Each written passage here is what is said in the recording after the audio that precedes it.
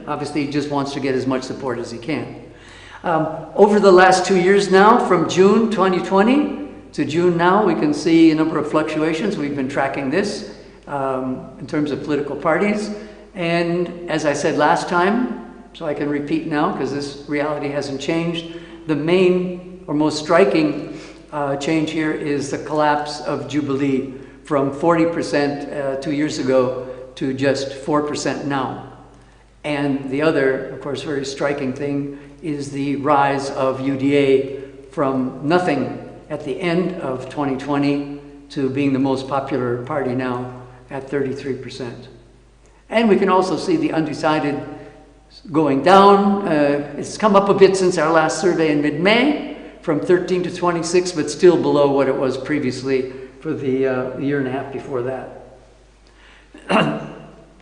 Distribution of political coalitions now, Azimio and Kenya Kwanza across the country. Starting on the far left total, Azimio the most popular one, 42%, followed by Kenya Kwanza. But we can see their strongholds, which largely reflect the strongholds or the dominant positions of political parties, with Kenya Kwanza at 61% in Central Rift and Azimio at 66% in Nyanza. Also, Kenya Kwanza is quite strong on the mountain, just below 50% in the north, whereas ODM is over 50% in Nairobi and has got half of support of people at the coast and lower eastern. Just to check on the sort of correspondence between party support and coalition support,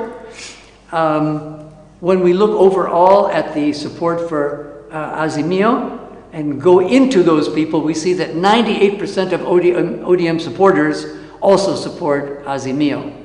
A little bit lower for Kenya Kwanza, where 87% of UDA supporters as a party also support the Kenya Kwanza Alliance. But we have nearly a quarter who are undecided as to which coalition they support. Again, that slight difference of 11% between the 98% of ODM supporters supporting Azimio and the 87% of UDA supporters who support Kenya Kwanza may also reflect the fact that it has fewer parties in its coalition, that is 11 as opposed to 26 for Azimio. Turning to the presidential contest, we first asked how important our respondents thought the choice of a running mate was to the presidential candidate in terms of getting additional votes. And we see that overall, across the whole sample, 2/3, 68% said it's very important, 12% somewhat important, and only 15% didn't think it's important at all in terms of who can win the election.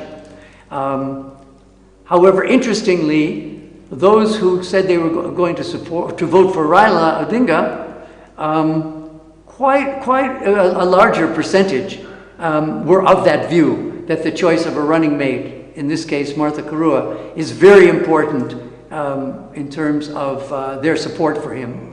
Whereas only 62% of those who said they would vote for William Ruto thought that his choice of a running mate was very important. And these are reflected also in the fact of another question that we asked, and that is, how satisfied are you with the choice of a running mate by the presidential candidate that you were going to vote for? And among Odinga supporters, 9 out of 10, 90% said that they were very satisfied, not somewhat satisfied or dissatisfied with the choice of Martha Karua, whereas only 2/3 of those who said they were going to vote for Deputy President Ruto had that opinion. That is, that they are very satisfied with the choice of Rigathi Gachagua as his running mate. Doesn't mean they're not going to vote for him. They still said they were going to vote for the DP. But you can see quite a contrast there, way outside the margin of error for this survey, which is about plus or minus 2.5%. how much the choice of a running mate